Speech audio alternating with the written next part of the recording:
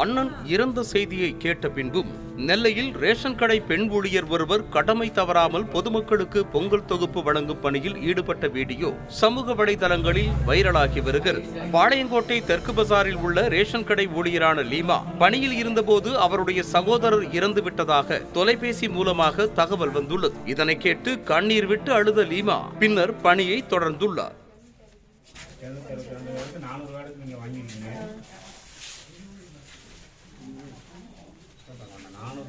நானூறு கார்டுக்கு 180 220 கையோட கொடுத்துருங்க. எல்லாம் நீங்க எழுதலையமா கார்டு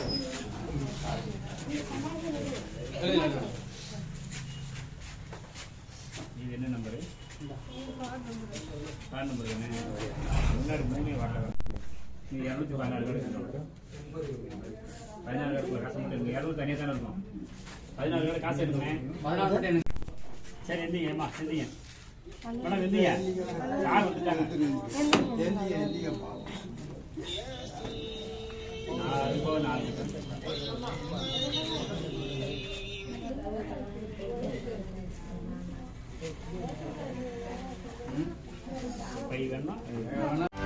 செய்திகளை உடனுக்குடனும் துல்லியமாகவும் தெரிந்து கொள்ள சப்ஸ்கிரைப் பண்ணுங்க.